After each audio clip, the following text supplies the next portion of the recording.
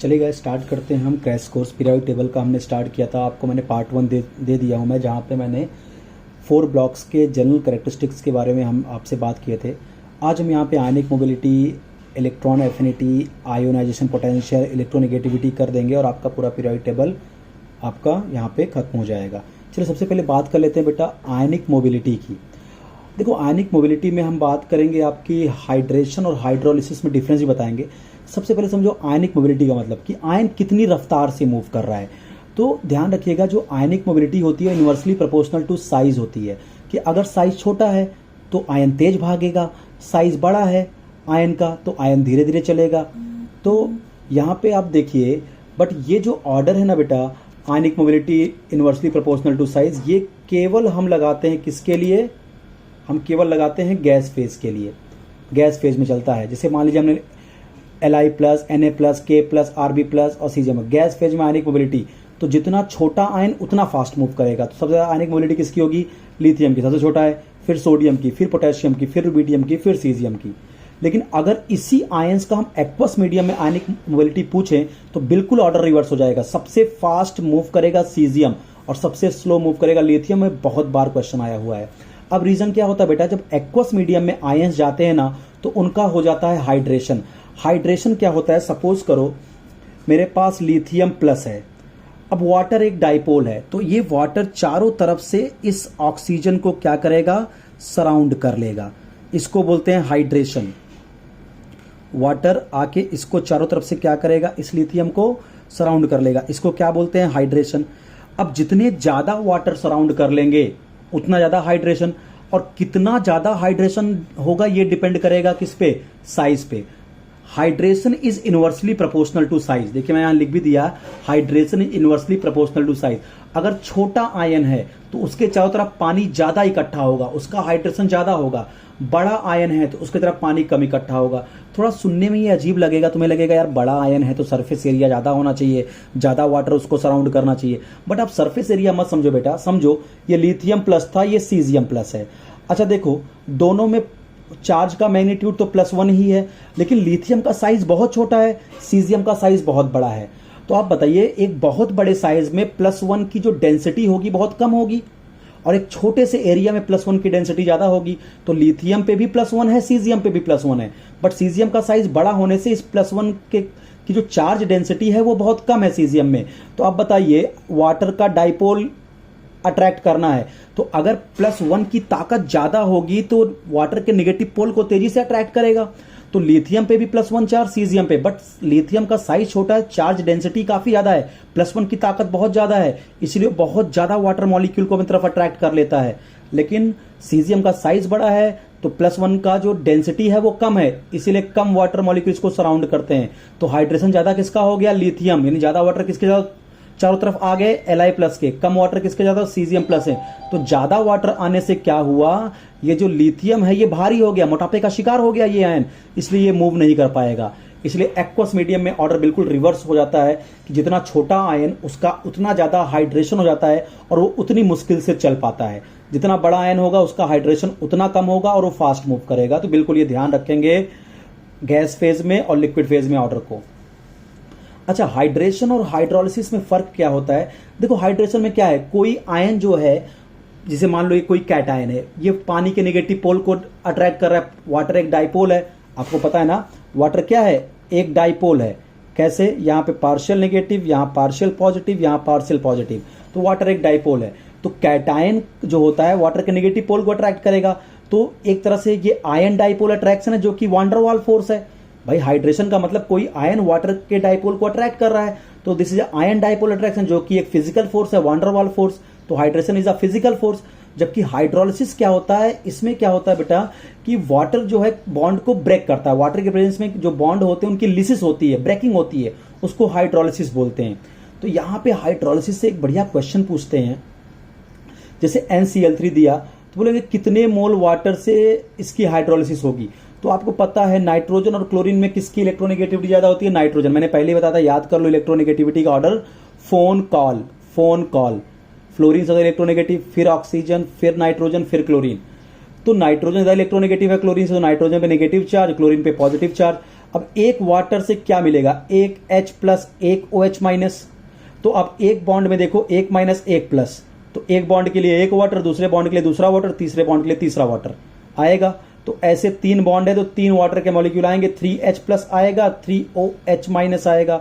तो अब देखो ये जो H प्लस है कहाँ अटैक करेगा, Cl पे। तो एक H प्लस एक H प्लस और सॉरी ये H प्लस है पॉजिटिव है तो नाइट्रोजन के नेगेटिव सेंटर पर अटैक करेगा। तो आप बताइए 3 बॉन्ड है, 3 वाटर लेके आए, 3 वाटर से 3H प्लस मिलेगा और यहाँ पे भी क्या होगा आपका 3 नेगेटिव होगा तो ये अमोनिया बन जाएगा। साथ में क्या 3OH और 3Cl, 3OH और 3Cl क्या बन जाएगा, 3HOCl हाइपोक्लोरस एसिड। ऐसे आपसे पूछा जाएगा PCl3 के हाइड्रोलिसिस से क्या बनेगा। तो देखिए 3 बॉन्ड है पोलर बॉन्ड, ये क्लोरीन पर ज्यादा इलेक्ट्रोनेगेटिव है, क्लोरीन पे नेगेटिव यहाँ प्लस, क्लोरीन पे नेगेटिव यहाँ प्लस, क्लोरीन पे नेगेटिव यहाँ प्लस। तो यहाँ पे क्या एक बॉन्ड के लिए एक वाटर आएगा, 3 वाटर मॉलिक्यूल आएंगे, 3H प्लस 3OH माइनस। तो इस P प्लस पे OH माइनस अटैक करेगा और इस Cl माइनस पे H प्लस। तो 3 वाटर से 3H प्लस आएंगे और यहाँ 3 Cl माइनस है तो 3HCl बन गया। अब अपने पास 3 OH ग्रुप हैं और एक P है तो ये क्या बन गया H3PO3 ortho phosphorus acid H3PO3। हाँ ये सबसे ज्यादा आप क्वेश्चन गलत करते हो जब पूछते हैं कि PCl5 की कंप्लीट हाइड्रोलिसिस के लिए कितने वाटर मॉलिक्यूल की रिक्वायरमेंट है। तो इन दो कंसेप्ट से जब आप इस क्वेश्चन को सॉल्व करने आते हो तो आप तुरंत गलत हो जाओगे। रीजन आपको क्या लगेगा, यार क्लोरीन ज्यादा इलेक्ट्रोनेगेटिव है तो negative positive negative positive negative positive negative positive negative positive, 5 polar bond है तो 5 बॉन्ड तोड़ने के लिए 5 वाटर के मॉलिक्यूल लाओगे और 5 वाटर मॉलिक्यूल से कंप्लीट हाइड्रोलिसिस होती है। यही करते ही आपका क्वेश्चन गलत। PCl5 की कंप्लीट हाइड्रोलिसिस करने के लिए केवल 4 वाटर मॉलिक्यूल की रिक्वायरमेंट है। ये कई बार क्वेश्चन आ चुका है मेडिकल एंट्रेंस एग्जामिनेशन में, 4 वाटर मॉलिक्यूल और बनता है H3PO4 ऑर्थोफॉस्फोरिक एसिड। कैसे मैं आपको समझाता हूं। देखिए ये PCl5 है, जब पहला वाटर मॉलिक्यूल तुम लेके आओगे तो इस वाटर का जो ये H2 है ये दोनों Cl को निकाल लेगा, ये दोनों Cl को निकाल लेगा, 2HCl बना देगा और साथ में ये O इस P से जुड़ जाएगा और POCl3 बन जाएगा। क्या बन गया, POCl3, यानी पहला वाटर 2 Cl को निकाल दिया यहाँ पे तो 2HCl निकल गया और क्या बन गया, ये Cl रहा और ये O आके इस P से जुड़ गया POCl3, तो एक वाटर कंज्यूम हुआ। अब देखो अब 3 पोलर बॉन्ड है, अब 3 वाटर और आएंगे, 3 वाटर से 3H प्लस 3OH माइनस। अब आपको पता है ये नेगेटिव ये नेगेटिव ये नेगेटिव ये पॉजिटिव, तो 3H प्लस 3Cl माइनस के साथ क्या हो गया 3HCl हो गया आपका। और आप देखिए आपके पास 3OH बचा है और एक PO बचा है, देखिए क्या बचा है 3OH और एक क्या PO, तो H3PO4 नहीं बन गया H3PO4। तो ध्यान रखिएगा कितने वाटर मॉलिक्यूल से कंप्लीट हाइड्रोलिसिस होती है, 4 वाटर मॉलिक्यूल से होती है। आइए क्वेश्चन रिलेटेड विद साइज, देखिए यहाँ पे जैसे आपने देखा कि ये नीट में क्वेश्चन आया था O-2 O-O और O+, इनको डिक्रीजिंग ऑर्डर ऑफ साइज में अरेंज करिए। तो मेरी एक ट्रिक सुन लीजिए, more the negative charge more will be the size, जितना नेगेटिव उतना बड़ा साइज, जितना ज्यादा पॉजिटिव उतना छोटा साइज होता है। और न्यूट्रल जो एटम होते हैं वो पॉजिटिव और नेगेटिव के बीच में वो आते हैं, तो जितना नेगेटिव उतना बड़ा size, more negative more size, more positive less size, neutral atom in between positive and negative. तो देखिए इसमें सब डिक्रीजिंग ऑर्डर ऑफ साइज पूछा, सबसे ज्यादा नेगेटिव कहाँ है O-2, सबसे बड़ा साइज इसका, उससे कम नेगेटिव ये, तो पहले नेगेटिव वाले ले लिए, फिर पॉजिटिव सबसे छोटा, उसके बीच में न्यूट्रल, ये आ गया साइज का ऑर्डर। जैसे आपको आ गया Mn साइज मिनिमम, इन चारों में मैग्नीज साइज मिनिमम कहाँ होगी, Mn2O3 में, MnO2 में, Mn2O4 में, या सब में मैग्नीज की साइज सेम होगी। तो आप देखिए मैंने सब जगह पे मैग्नीज का ऑक्सीजन स्टेट निकाला है, Mn2O3 में +3, MnO2 में +4, MnO4 में MnO4 माइनस में क्या हो गया +7। तो मैक्सिमम ऑक्सीजन स्टेट यहाँ पे है, higher the positive lower is the size. देखिए मोर पॉजिटिव लेस साइज पूछा था, मैग्नीज साइज मिनिमम कहाँ होगी, जहाँ पॉजिटिव सबसे हाईएस्ट होगा तो यहाँ साइज मैग्नीज की मिनिमम होगी। अब आते हैं इलेक्ट्रॉन एफिनिटी। इलेक्ट्रॉन एफिनिटी क्या होता है, जब हम किसी आइसोलेटेड गैसियस एटम में हम एक इलेक्ट्रॉन ऐड करते हैं तो एनर्जी रिलीज होती है, उसे बोलते हैं इलेक्ट्रॉन एफिनिटी। भाई सीधा सा लॉजिक आप ऐसा समझो कि जैसे किसी को कोई चीज की जरूरत हो, आप उसको अगर वो चीज दे रहे हो तो आपको आशीर्वाद देता है, एक पॉजिटिव एनर्जी देता है आपको। भाई अगर किसी को पैसे की जरूरत है, गरीब है, आप उसको अगर पैसा देते हो तो वो आपको क्या देगा, वो आपको आशीर्वाद देगा, यानी वो एनर्जी रिलीज करेगा, पॉजिटिव वाइब्स देगा आपको। तो वैसे एटमों किसकी जरूरत है, इलेक्ट्रॉन की। तो अगर हम गैसियस आइसोलेटेड में हम इलेक्ट्रॉन को देंगे तो एटम खुश होकर एनर्जी रिलीज करेगा और वही रिलीज एनर्जी क्या कहलाएगी? इलेक्ट्रॉन एफिनिटी, यानी it is the amount of energy released when an extra electron is added to isolated gaseous atom which is present in their ground state. एक बात सुनो बेटा, बहुत इंपॉर्टेंट बात है, जब मैं किसी भी आइसोलेटेड गैसियस एटम में पहला इलेक्ट्रॉन ऐड करता हूं तो एनर्जी रिलीज होती है, लेकिन जैसे ही यूनि नेगेटिव आयन बच गया, अब अगर मैं फर्दर इलेक्ट्रॉन ऐड करूंगा तो मुझे एनर्जी देनी पड़ेगी। रीजन, एटम भी नेगेटिव, इलेक्ट्रॉन भी नेगेटिव, नेगेटिव नेगेटिव में होगा रिपल्शन, तो इलेक्ट्रॉन आसानी से ऐड हो नहीं पाएगा, तो आपको एनर्जी दे के इसको ऐड करना पड़ेगा। इसलिए ध्यान रखिएगा, फर्स्ट इलेक्ट्रॉन एफिनिटी हमेशा एक्सोथर्मिक होती है। जब पहला इलेक्ट्रॉन आप किसी भी आइसोलेटेड न्यूट्रल एटम में ऐड करते हो तो एनर्जी रिलीज होती है, लेकिन सक्सेसिव इलेक्ट्रॉन एफिनिटीज जो होती हैं वो एंडोथर्मिक होती हैं। पहले इलेक्ट्रॉन ऐड करने के बाद जितने भी इलेक्ट्रॉन आप ऐड करोगे उसमें आपको एनर्जी देना पड़ेगा, बिल्कुल याद रखिएगा इस बात को। अगला देखिए, हम न्यूट्रल में ऐड किए, भाई न्यूट्रल पहले इलेक्ट्रॉन ऐड की एनर्जी निकली, फिर जब नेगेटिव में इलेक्ट्रॉन ऐड किया तो एनर्जी देनी पड़ी। अगर मैं पॉजिटिव में जब इलेक्ट्रॉन ऐड करूंगा तो ये न्यूट्रल बन जाएगा, फिर भी एनर्जी रिलीज होगी। तो पॉजिटिव में भी, पॉजिटिव कैटायन में भी अगर इलेक्ट्रॉन ऐड करें तो इलेक्ट्रॉन एफिनिटी जो होगी वो क्या होगा? एनर्जी रिलीज करेगी। और आपको पता है कि इलेक्ट्रॉन एफिनिटी का अगर मैं ट्रेंड बोलूं तो आपको पता है इलेक्ट्रॉन एफिनिटी भी इनवर्सली प्रोपोर्शनल टू साइज। भाई साइज जितना बड़ा हो जाएगा, अगर सोचो एक ये एटम है और एक ये एटम है, ये इलेक्ट्रॉन ऐड करने ला रहा हूं, ये इलेक्ट्रॉन ऐड करने ला रहा हूं, तो अगर एटम का साइज बढ़ेगा तो जो इलेक्ट्रॉन मैं ऐड करने ला रहा हूं वो न्यूक्लियस से काफी दूर हो जाएगा, तो उस इलेक्ट्रॉन पे न्यूक्लियस का अट्रैक्शन कम होगा, तो इलेक्ट्रॉन आसानी से ऐड नहीं होगा, तो इलेक्ट्रॉन एफिनिटी कम होगी। तो साइज बढ़ने से इलेक्ट्रॉन एफिनिटी डिक्रीज होती है, ध्यान रखिएगा। तो यहां मैंने शॉर्टकट लिखा है electron affinity inversely proportional to size. तो इसका मतलब लेफ्ट टू राइट चलने पर पीरियड में क्या होता है बेटा? साइज घटता है तो इलेक्ट्रॉन एफिनिटी इंक्रीज करेगी, इन जनरल ट्रेंड बता रहा हूं। और टॉप टू बटन चलने पर ग्रुप में साइज बढ़ता है, साइज बढ़ेगा तो इलेक्ट्रॉन एफिनिटी डिक्रीज होगी। ये इन जनरल ट्रेंड है। लेकिन अगर मैं एक्सेप्शन की बात करूं, और एक्सेप्शन ही क्वेश्चन बनते हैं, जरा सारे एक्सेप्शन में कवर कर लेता हूं जितने यहां पर पूछे गए हैं। तो अब देखिए, सेकंड पीरियड में एक्सेप्शन की बात करूं, सेकंड पीरियड में अगर हम बात करें कौन कौन से एलिमेंट है? Lithium, beryllium, boron, carbon, nitrogen, oxygen, fluorine और नियॉन। इनकी आपसे इलेक्ट्रॉन एफिनिटी का ऑर्डर पूछते हैं, तो मैं आपको ऑर्डर की ट्रिक बता दूंगा, पहले कुछ बातें समझ लो। लेफ्ट टू राइट चलने पर साइज घटता है तो इलेक्ट्रॉन एफिनिटी बढ़नी चाहिए, यानी लिथियम से बड़ी बेरिलियम की, बेरिलियम ज्यादा बोरान की, बोरान ज्यादा कार्बन की, ऑर्डर यही होना चाहिए। बट ऐसा ऑर्डर आता नहीं है। तो अब देखो मैं आपको एक ट्रिक बताता हूं। बेरिलियम का जो इलेक्ट्रॉनिक कन्फिगरेशन है फुलफिल्ड है, 1s2 2s2 वैलेंशियल fulfilled वैलेंशियल electronic configuration. और नियॉन का भी वैलेंशियल क्या है? Fulfilled electronic configuration. भाई नियॉन क्या है आपका? 1s2 2s2 2p6। तो इसका देखिए 2s2 2p6 8 इलेक्ट्रॉन वैलेंशियल फुलफिल्ड है। और बेरिलियम भी देखिए 1s2 2s2, इसका भी वैलेंशियल फुलफिल्ड है। तो बेरिलियम और neon having electron affinity almost zero, क्योंकि इनके वैलेंशियल का electronic configuration fulfilled electronic configuration है। और फुलफिल्ड और हाफ फिल्ड इलेक्ट्रॉनिक कन्फिगरेशन बेटा एक्स्ट्रा स्टेबल होते हैं। तो अगर वो एक्स्ट्रा स्टेबल हैं तो वो नहीं चाहेंगे कोई एक्स्ट्रा इलेक्ट्रॉन आके उसकी एक्स्ट्रा स्टेबिलिटी को खत्म कर दे। तो क्योंकि इनके पास पहले से ही वैलेंशियल फुलफिल्ड इलेक्ट्रॉनिक कन्फिगरेशन को रखा है, यानी ये खुश है अपनी लाइफ में। नियॉन का भी वैलेंशियल पूरा फुलफिल्ड है, तो ये अपनी लाइफ में खुश है। ये नहीं चाहते कोई एक्स्ट्रा इलेक्ट्रॉन आए और मेरा जो हाफ फिल्ड और फुलफिल्ड इलेक्ट्रॉनिक कन्फिगरेशन है वो डिस्टर्ब हो जाए। इसलिए पहले इन दोनों को मैंने यहां से बाहर कर दिया कि इनकी जीरो हो गई। देखिए मैंने बेरिलियम और नियॉन को गायब कर दिया और जो बचे उनको लिख लिया, lithium, boron, carbon, nitrogen, oxygen, fluorine, उनकी जीरो तो उनको बाहर कर दिया।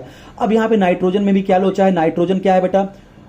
नाइट्रोजन का अगर मैं इलेक्ट्रॉनिक कन्फिगरेशन लिखूं 1s2 2s2 2p3, तो आप देखिए 2p3 ये भी हाफ फील्ड है। और हाफ फील्ड भी क्या होता है? स्टेबल इलेक्ट्रॉनिक कन्फिगरेशन होता है। तो ये भी जब इलेक्ट्रॉन इसमें ऐड किया जाएगा तो ये भी बहुत कम एनर्जी रिलीज करेगा, इसकी भी इलेक्ट्रॉन एफिनिटी कम होगी।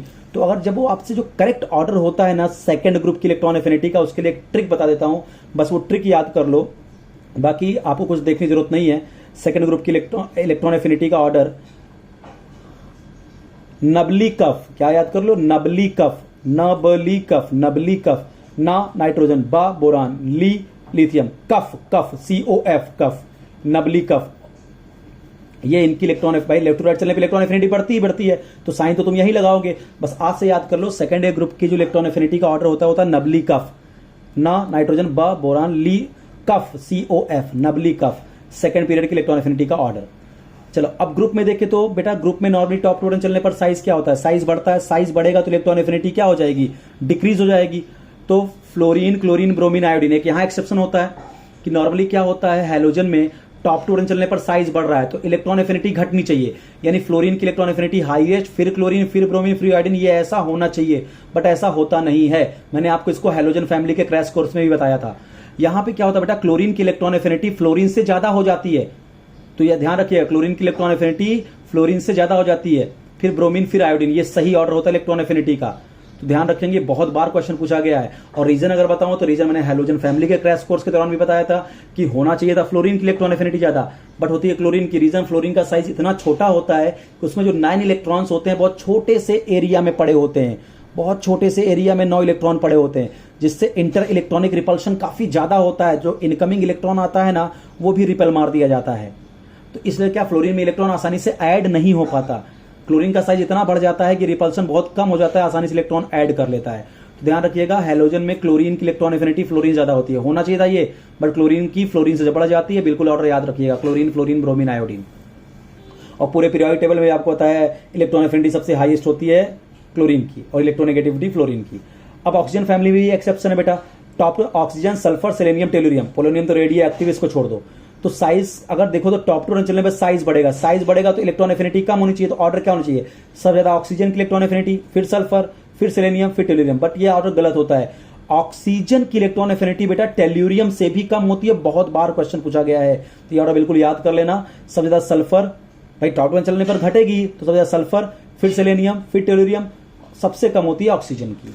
चलिए अब आते हैं अपना आयोनाइजेशन पोटेंशियल या आयोनाइजेशन एनर्जी। ये क्या होता है बेटा, किसी भी आइसोलेटेड गैसियस एटम से हम जब आउटर मोस्ट सेल से एक इलेक्ट्रॉन को निकालते हैं तो जो एनर्जी देनी पड़ती है मुझे उस एटम को, उसे बोलते हैं आयोनाइजेशन एनर्जी या आयोनाइजेशन पोटेंशियल।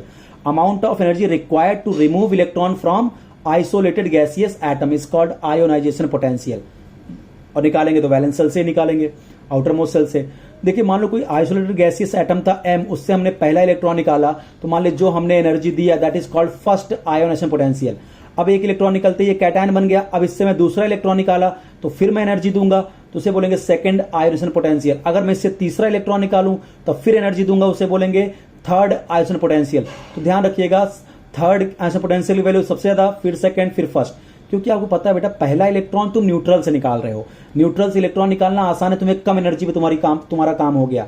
बट जैसे ही आपका एटम कैटायन बन गया, अब तुम एक पॉजिटिव चीज से एक नेगेटिव को बाहर करना चाह रहे हो, जो नेगेटिव उस पॉजिटिव के साथ इलेक्ट्रोस्टैटिक फोर्स ऑफ अट्रैक्शन से बंध गया होगा, बाउंड होगा, तो आपको ज्यादा एनर्जी खर्च करनी पड़ेगी एक कैटायन से इलेक्ट्रॉन निकालने के लिए। तो सक्सेसिव आयोनाइजेशन पोटेंशियल की वैल्यू बढ़ती चली जाती है। और बेटा आयोनाइजेशन पोटेंशियल भी इनवर्सली प्रोपोर्शनल टू साइज होगा। लॉजिक सिंपल ना बेटा, मान लो एक छोटा सा एटम है आइसोलेटेड गैसियस, एक बड़ा सा एटम है, तो आप खुद सोचो जो बड़ा एटम होगा वो न्यूक्लियस से उसकी डिस्टेंस ज्यादा होगी, तो उस इलेक्ट्रॉन का न्यूक्लियस के साथ अट्रैक्शन वीक होगा, तो कम एनर्जी देने पे ही इलेक्ट्रॉन निकल जाएगा। तो जैसे जैसे साइज बढ़ेगा आयोनाइजेशन एनर्जी क्या हो जाएगी, कम। छोटा साइज होगा तो इलेक्ट्रॉन टाइटली बाउंड होगा न्यूक्लियस के साथ, तो ज्यादा एनर्जी खर्च करनी पड़ेगी इलेक्ट्रॉन को बाहर निकालने के लिए। तो साइज छोटा तो आयोनाइजेशन एनर्जी ज्यादा, तो मैंने लिख दिया ionisation energy inversely proportional to size. अब देखो आपको एक बात बताया था, अगर आप याद करिए कि एनायंस का जो होता है मोर निगेटिव मोर साइज, आपको मैंने एक बात बताई थी मोर निगेटिव मोर साइज, अगर आप उसको यहां लगाओगे तो आप आयोनाइजेशन एनर्जी का ऑर्डर गलत कर दोगे। देखो I और I माइनस में आयोनाइजेशन एनर्जी का ऑर्डर पूछा, तो मेरा जो पहले जब मैं साइज वाला चीज पढ़ा रहा था क्वेश्चन रिलेटेड विद साइज, तो मैंने बोला था more negative more size, more positive less size. तो आप देखोगे यार ये तो न्यूट्रल, ये तो निगेटिव, तो अगर ये निगेटिव इसका साइज ज्यादा होगा, साइज ज्यादा होगा तो इसकी आयोनाइजेशन एनर्जी क्या होगी, कम होगी। तो आप क्या करोगे, अगर अकॉर्डिंग टू साइज जाओगे तो साइज इसका क्या होगा I माइनस का, निगेटिव है इसका साइज क्या हो जाएगा आपका बड़ा, इसका साइज क्या हो जाएगा आपका बड़ा हो जाएगा। अगर साइज बड़ा होगा इसकी आयोनाइजेशन एनर्जी कम होगी। देखिए I की ज्यादा I माइनस से कम, बट ये आपका क्वेश्चन गलत हो गया आपसे।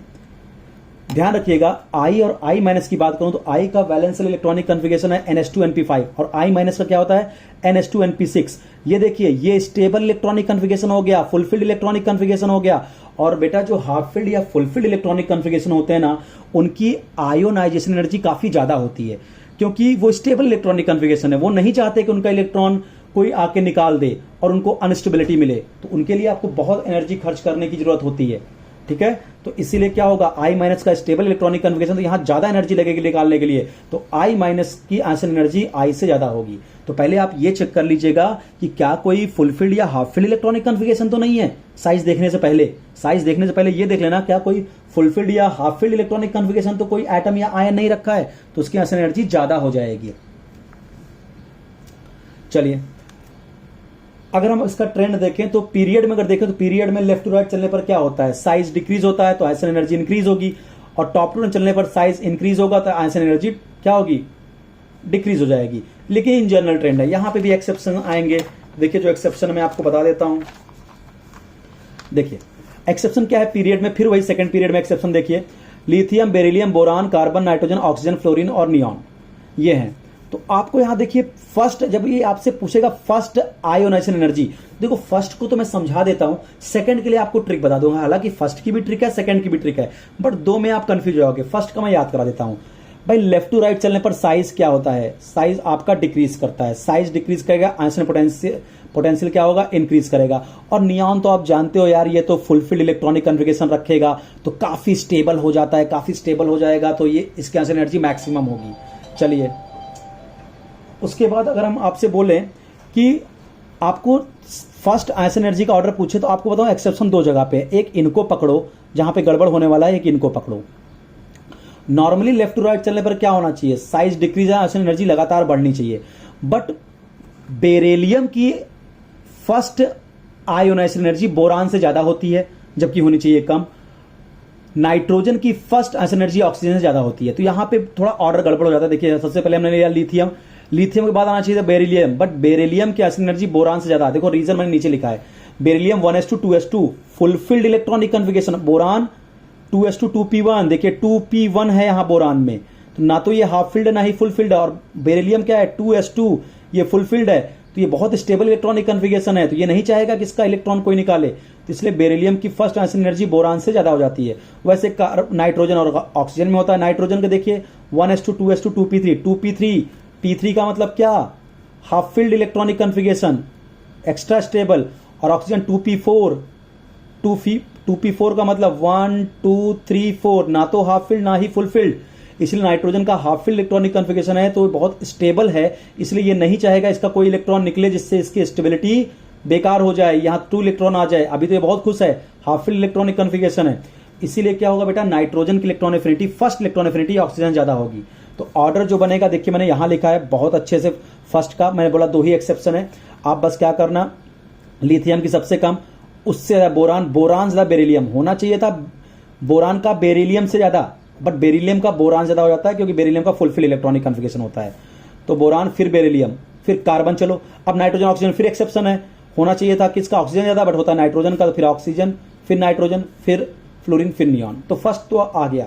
सेकंड का आपको डायरेक्ट ट्रिक से याद करा देता हूं, सेकंड आयसन एनर्जी का जो ऑर्डर होता है उसके लिए आप बिल्कुल याद कर लो ट्रिक इन्हीं का, सेकंड पीरियड में जो सेकंड आयसन एनर्जी का ऑर्डर होता है इन्हीं एलिमेंट का, उसके लिए एक ट्रिक याद कर लो, बेक बन फोनेली, बेक बन फोनेली, बेक BEC बेरिलियम कार्बन, बन बोरान नाइट्रोजन, फोनेली FON फोने, फोने तो FO नी NE ली लिथियम। तो ये सेकंड आयसन एनर्जी का ऑर्डर होता है, बिल्कुल याद कर लीजिए आप इसको, बेकबन फोनेली, बेकबन फोनेली, ये सेकंड आयसन एनर्जी का ऑर्डर होता है। कभी कभी आपसे ऐसे पूछते हैं कि नाइट्रोजन की फर्स्ट नाइट्रोजन और ऑक्सीजन में कंपेयर करा रहे, तो ये भी बड़ा आसान है बेटा, देख लो आप।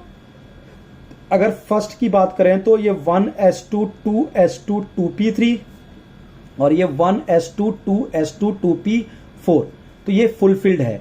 तो फर्स्ट जो आयसन पोटेंशियल होगा ना वो नाइट्रोजन का ज्यादा होगा, और पहला इलेक्ट्रॉन निकाल दिया तो IP1 जो होगा वो नाइट्रोजन का ज्यादा होगा IP1 ऑफ ऑक्सीजन से, फर्स्ट आयसन, क्योंकि ये हाफ फील्ड इलेक्ट्रॉनिक कन्फिगरेशन है, ये तो ना तो हाफ फील्ड ना फुल फील्ड, तो यहां से इलेक्ट्रॉन निकालना आसान है, यहां डिफिकल्ट है। लेकिन जैसे N+ बना, अब इलेक्ट्रॉनिक कन्फिगरेशन क्या हो गया, 1s2 2s2 2p2, और ये क्या हो गया 1s2 2s2 2p3।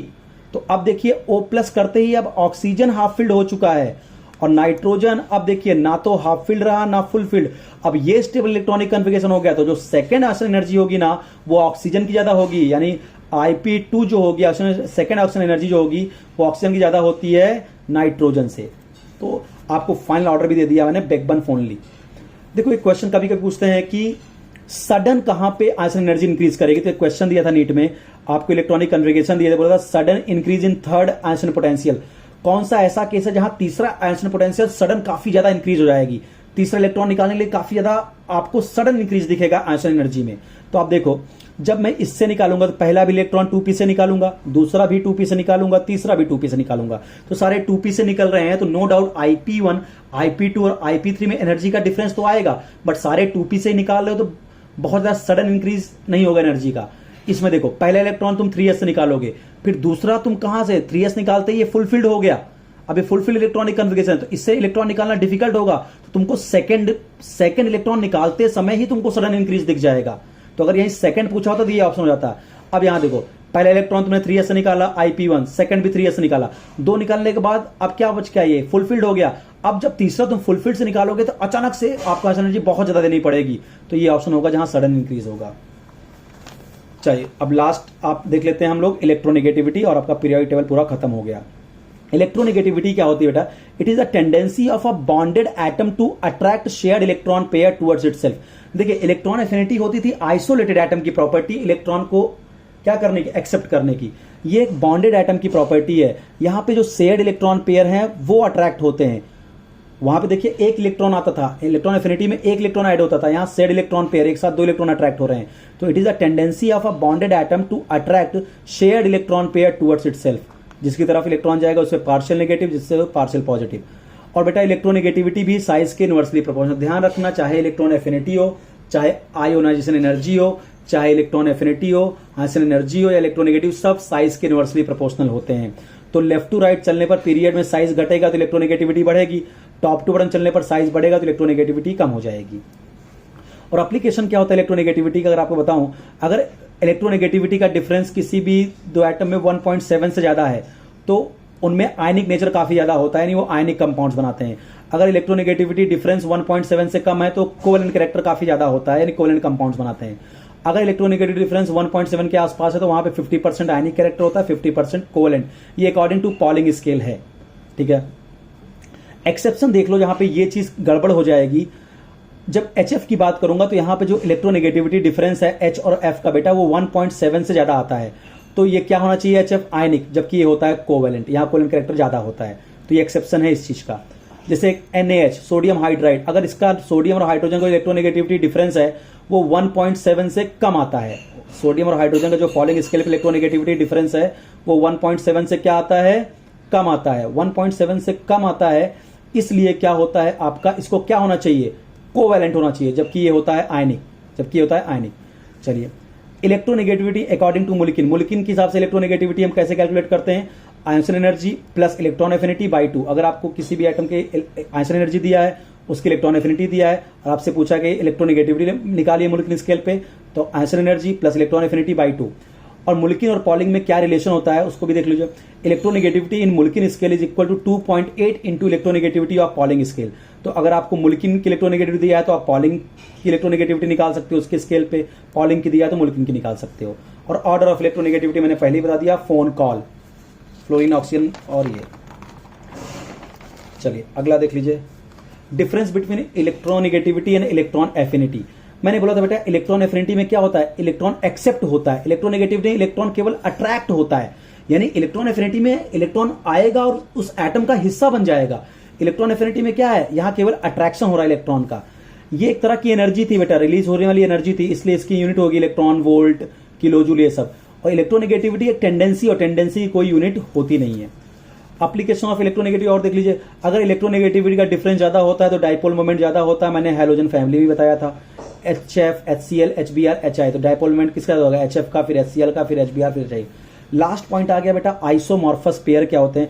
ऐसे दो पेयर जिनकी ज्योमेट्री सेम होती है, और जिनका एटॉमिक रेशियो सेम होता है, इनको आइसोमॉर्फस पेयर बोलते हैं। जैसे देखिए KMnO4, KCl4, देखो टोटल एटम यहां भी 6 है, यहां भी 6 है, तो सेम कंपोजिशन हो गया और एटॉमिक रेशियो दोनों का सेम है, तो इनको आइसोमॉर्फस पेयर बोलेंगे। जैसे ZnSO4.7H2O, FeSO4.7H2O और COSO4.5H2O। तो इसको छोड़ दो तो A और B में देखिए नंबर ऑफ एटम सेम है, सेम कंपोजिशन दिख रहा है, एटॉमिक रेशियो भी सेम दिख रहा है, तो A and B are isomorphous, C isomorphous नहीं है। इनके बारे में 2-3 पॉइंट और याद कर लीजिए। ZnSO4.7H2O को हम व्हाइट विट्रियोल बोलते हैं, FeSO4.7H2O को हम ग्रीन विट्रियोल बोलते हैं, कॉपर सल्फेट.5H2O को हम ब्लू विट्रियोल बोलते हैं। और ध्यान रखिए, इसके बारे में एक बात ध्यान रखिएगा, जो ब्लू विट्रियोल है ये ऐसा कंपाउंड जहां हर तरह की बॉन्डिंग पाई जाती है। आयनिक, कोवेलेंट, कोऑर्डिनेट, हाइड्रोजन बॉन्ड, सब तरह के बॉन्ड यहाँ पाए जाते हैं। तो ये मैंने आपका डिटेल में कवर कर दिया पूरा crash course of periodic table. तो अब तक हमने आपको periodic table, S block, P block detail में क्रैश कोर्स करा दिया। आप अच्छे से इसको पढ़ते रहिए।